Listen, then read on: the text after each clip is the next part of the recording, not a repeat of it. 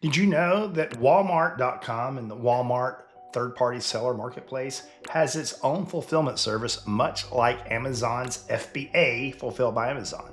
That's right, it's called Walmart WFS, or Walmart Fulfillment Service. It acts in very much the same way that Amazon's FBA does, but you'd be surprised how many sellers that are very active on Amazon with FBA know nothing about Walmart and WFS. In this video, I'm going to walk you through an example of how you can take your Walmart inventory, convert it to WFS, again, that means Walmart Fulfillment Service, and then inbound it to Walmart's warehouses so they can fulfill it quicker and more efficiently to their customers, just like you would do with Amazon FBA. Let's dive right into it. Okay, right now I'm logged into the Walmart account for one of our clients. This is actually PB2 Foods. It makes powdered peanut butter. I'm sure you've probably heard of them or seen them.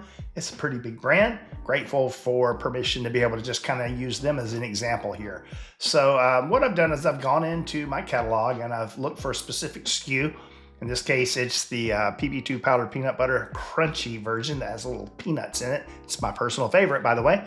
And currently, it's been seller fulfilled. We have not been utilizing WFS. So when we sell this item on Walmart, we've either had to ship it from the PB2 warehouse or use a different 3PL to ship that order. Now we want to be able to send that into Amazon, or I'm sorry, we want to send that into Walmart. So you're used to seeing Amazon, but this is about Walmart. We're going to send that into Walmart. And to do that, the first thing we have to do is convert it to WFS. This is really basically the same thing that happens on Amazon when you convert from FBM, Fulfilled by Merchant, to FBA, Fulfilled by Amazon. So what we're doing here is we're just coming to the three little dots and I'm coming to Fulfill with WFS. When I do that, it's going to open a new tab and it's going to populate all of the information from that particular product. Now, what I like to do is just copy this G10, and most of this is populated already, but you have to fill in some of these required items here for Walmart's supply chain. Okay, so for each G10, we're going to put that in there, and then they want to know the dimensions, and you usually just kind of quickly pull those DIMs off of one of the similar sized products at Amazon or in the product catalog. I know this one's about 5.2 by 5.2 by 6, so I'll say 5.2 by 6.2 by 5.2, and it's about 2.2 pounds. It's a 2-pound jar, 2.1 pounds. Sorry about that, 2.1. Okay. Inner pack G10 and case G10. If you wanted to populate those values, you can. If you're like selling it in those types of case packs, things like that. But I skip over all of that, and then the next thing you need to go through here and take care of some of these state restrictions. Your selling price. Most of this is automatically populated. This is going to be 2 pounds. And this particular thing for a food item is required. Portable G10, you have to have this. This is basically the G10 of the actual unit that would sell, which is the same as the each one that we have up here. So we have the product G10, and then the each G10, and then the orderable G10. So assuming that you're selling one retail unit, which was the each, then your orderable G10 is also the each. And then we are made in America, so we're gonna choose United States down here. Third-party fulfillment type, you don't have to have this checked, but you can. And then there may be other things it requires. It'll give us an error when we hit submit. So we're gonna hit submit. Don't see any errors. We're waiting. It's taking a minute here. All right, good. So now that it's finished that, it says item successfully submitted. So I have two choices: list another item or go to the activity feed. I'm gonna go to the activity feed. I can see now in my activity feed that it hasn't shown up here yet, but I just did one for the same product, only the cocoa version, a few minutes before making this video. And that is gonna show under the WFS, Walmart Fulfillment Service Convert feed type. So I submitted it, it was processed successfully. So now this particular SKU, CB231, should be showing here under my WFS inventory. And I don't see it yet. Oh, it's because we don't have any inventory in there yet. It takes a few minutes for them to show up. So we're not seeing it there yet. But back to the activity feed. Now, if I refresh the activity feed, you can now see the crunchy one that I just submitted is in pending. I've submitted one is pending, and you can keep hitting refresh here, but usually it takes 10 or 15 minutes, sometimes sooner, for that to show up. Once it shows up, it says processed successfully, then in a few more minutes, it should begin to show up under WFS inventory. And from there, you can build a shipment. So what we're gonna do right now is just pause this video, and we're gonna come back in here and we're gonna give it a few minutes and come back and see the rest of the process in building a shipment. Well, okay, so I've had this video paused for quite some time now, and we're still stuck in the pending status. If I come over and share the activity feed in the account, you can still see pending, WFS convert, submitted one, processing one. And when I click the refresh button, it just is not updating. This is not normal. I mean, it's probably been a half hour or so since I started recording this. This should have been done by now. And I really wanted this to get into process state so that I could add it to a sample shipment.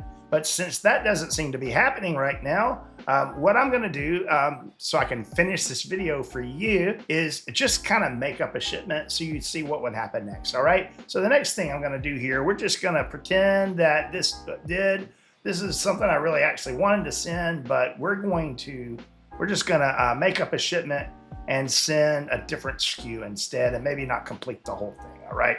So now one thing is when I come here, you did notice, for example, that I had converted CPB2 321, and that says it's converted and everything. You saw that. And when I come over to my inventory, under WFS, it just wasn't showing up. It wasn't showing up. And the reason for that is because it hasn't been sent in yet. It's never been sent in. So I could come here and say, send inventory, and manually add it from here, okay? So I'm gonna search by SKU, and we have it here, add to order. And once we do that, we're gonna say expected delivery date. We'll just pretend that we're gonna ship this on Friday, and it'll take about a week to get there. Usually it's and your ship from location will be here.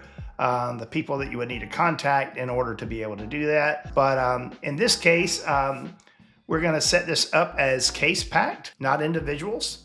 We're gonna send a case, and we would say that there are 18 units of this in one case, and we're sending a total of 18 units. So that's really just one box, right?